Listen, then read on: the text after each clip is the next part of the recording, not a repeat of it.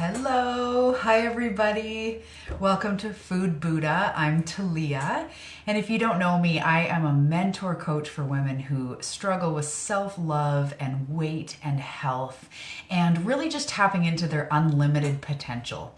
Often they're stuck in cycles, and that's when they come to me. They know there must be a better way. They know that the power lies from within. They just don't know how to get there, and that's when people come to me, and that's what I do. So welcome to Food Buddha. Thanks for tuning in. If you're joining me, let me know. Even if you're watching the replay, just say hi. Let me know where you're from. I love to know who's out there.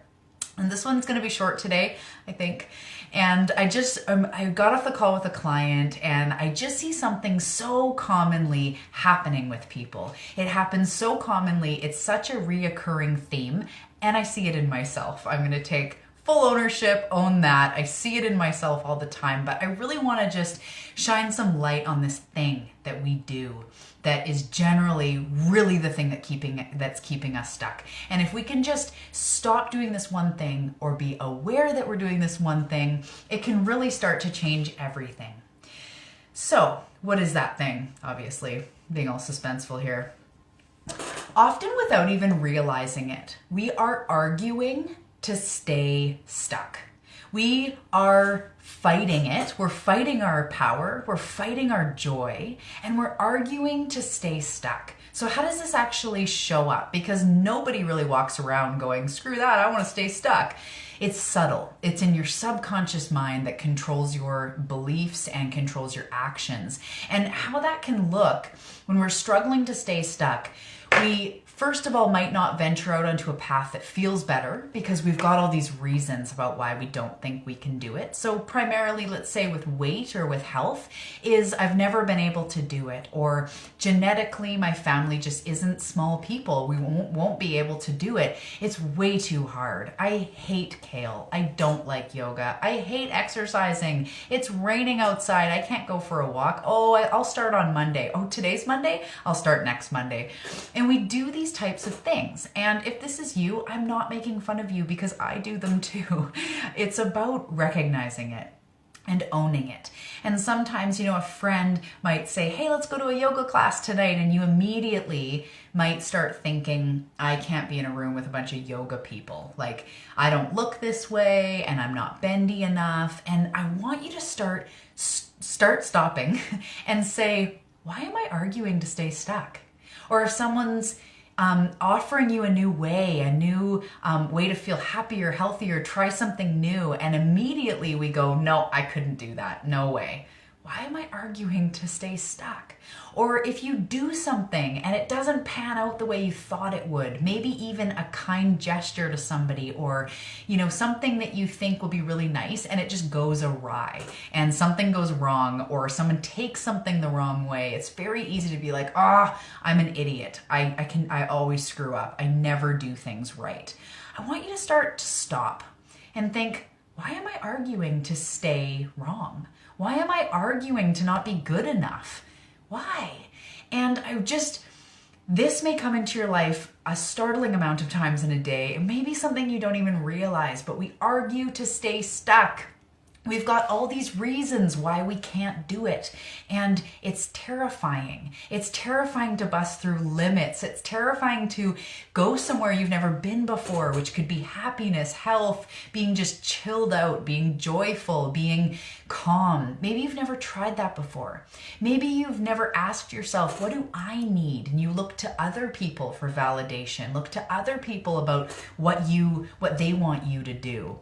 And when you look to other people of what they want you to do or how should you act, you start robbing yourself and you think, why am I arguing to stay not good enough? Why am I arguing to be an outcast? I am fighting for the fact that I can't do it.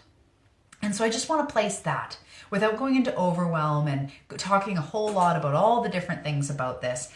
In its simplicity, I want you to notice the times where you're fighting to stay stuck. When you're in a bad mood, and I do this with my husband all the time, I'm just going to own it. If I'm like, and this didn't happen, and I just feel like I'm not here where I should be or whatever, and he goes, well, maybe there's a different way to look at this. And, maybe that's not, and I kind of right away I'm going, I don't want to hear it. No, I'm angry right now. I need you to hear how angry I am. And I'll stop and think, why am I arguing to stay stuck? Why am I arguing to be unhappy? And there's a time and a place to be sort of motivated out of something. Sometimes we just need to be in it and own it and extract the lessons and move on. So it's not that we always need to be talked out of it or always need to do this grand act to get out of it. But often you will notice you're arguing to stay stuck. And this will always come in. But your power comes in when you can look at it and witness it and make a different choice. Even if you just make a different choice 1 time out of 10, that 1 time will turn into 3 times. And that 3 times turns into 5, turns into 7. And pretty soon, most of the time, you are now not arguing, but powerfully moving in the direction you want because you're no longer arguing to stay stuck. So the next time you think about something you want, something you dream of, something you want to create, who you want to be, the goals you have in your life, in your body, weight loss, whatever, before you spend a whole hell of a lot of time thinking about why you can't do it, why you hate exercise, or why you don't like eating healthy, or it costs too much money to eat organic, or you don't have that much time to cook in the kitchen, you start thinking, why am I arguing to stay stuck? And if you're ready, the next step you could just say is, there must be a way, and I'm going to be open to it. That flips your whole world around. That turns around all of the energy. When I started this business, I know I'm meant for massive things. I know I'm meant for stages and books and transformative weekends where I'm taking women away and we're healing and connecting with other women. And I know what I am meant to be. I know what I'm capable of. And I can probably own that I only know a sliver of what I'm capable of, but I can own that. And every time something causes me to rise, I get a new client, a new opportunity, a new speaking engagement, a group program I have to put together. I get all these thoughts about, I'm overwhelmed. I can't do that today. Today, I just need rest. Today, I need to do this and that. And I can't do that. And I think, why am I arguing to stay small?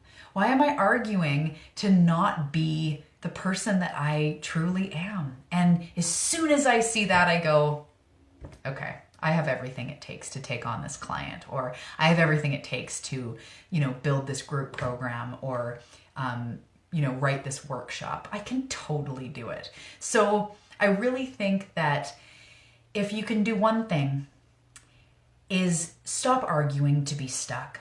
Notice when your heels are dug in, no, I can't do it. Because if you said to me, Talia, I need to lose 50 pounds, and I'm like, you can totally do that. What comes up for you? It might come up, no, I can't. I've tried. Talia, I've tried. I've done all the diets. I've been so good. I've done this. I've done that. I've tried, and I can't do it. That's where I come in and I help you. And I help you see that you actually can. I hold your hand. I support you. Yes, you can. And with my clients, sometimes there's a bit of resistance in the beginning because they're holding on to those things that they can't do. But then all of a sudden, sometimes it's week 2, sometimes it's week 4, sometimes it's week 1.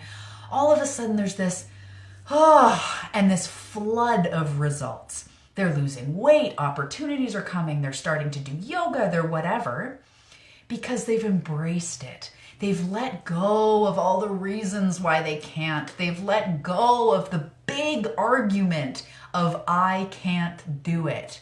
And they started going, what am I fighting for?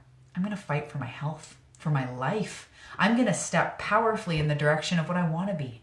In baby steps, I'm just going to do that, and I'm going to stop fighting to be small. Stop fighting to be stuck, because you can do it.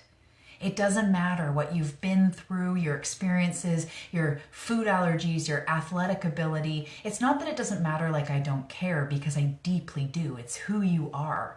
But it doesn't mean you can't overcome it. It does not mean you can't overcome it. And as soon as you start asking yourself, what am I standing for right now? Am I standing for the fact that I can do it, or am I just fighting for the fact that I can't? If there's one thing that you do, start doing that and see where it leads. I love you so much. If you watch this, if you watch the replay, make sure to say hi so I know you tuned in, and let me know if you enjoyed this. See you next time.